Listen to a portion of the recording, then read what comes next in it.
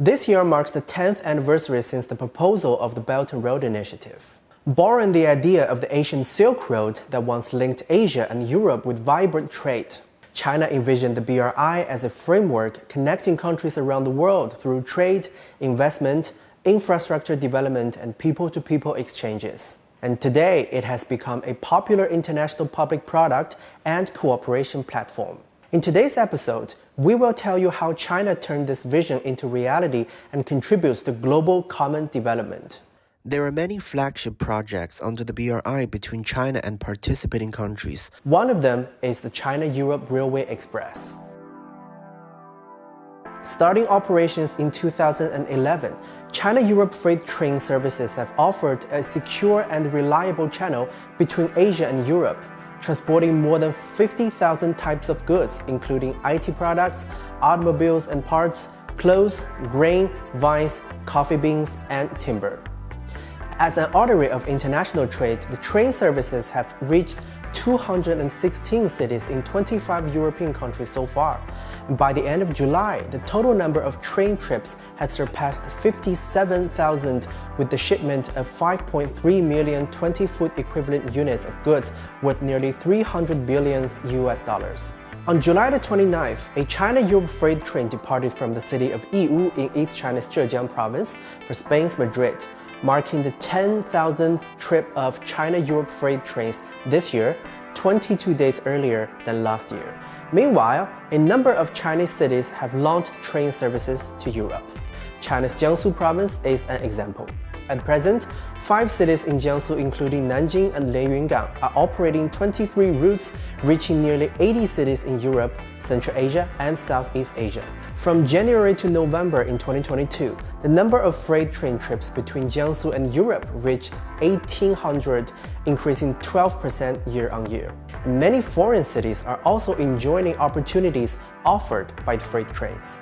Duisburg, a German city, used to be known for coal and steel production and resulted in serious environmental pollution.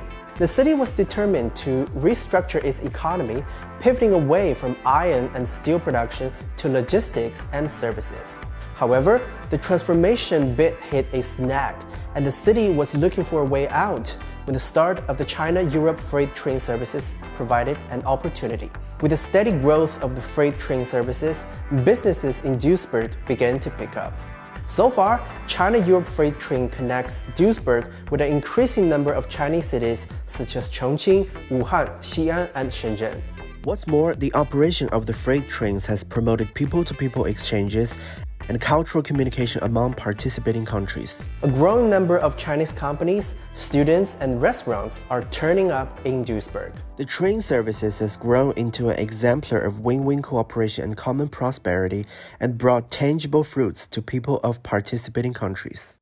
The BRI participating countries have a wide geographical range, rich agricultural resources, and diverse climates. And these have laid a solid foundation for international agricultural cooperation and joint promotion of high-quality agricultural development. In recent years, China and participating countries actively carried out cooperation in the field of agriculture and worked together to maintain regional food security. China has signed agricultural and fishery cooperation documents with more than 80 countries, and more than 650 agricultural investment cooperation projects have been carried out in participating countries. Inspired by the BRI, Xi'an Aiju Grain and Oil Industrial Group, a traditional grain and oil enterprise founded in 1934, established a factory in Kazakhstan in 2015 to promote the contract farming planting mode.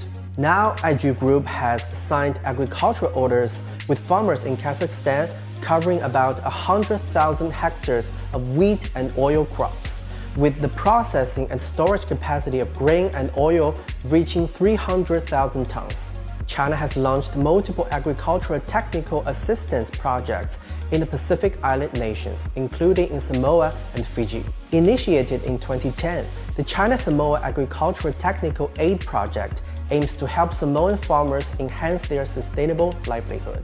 China has sent experts from Wuhan province to Samoa to set up demonstration farms, so the Samoans could learn to increase productivity and promote sustainable agriculture. Besides the demonstration farm near Samoa's capital city of Apia, Chinese experts have also established 9 agricultural stations, cultivated over 100 model farms, and provided agricultural training to over 10,000 farmers. Under the joint efforts of all parties, the friend circle of the BRI continues to expand.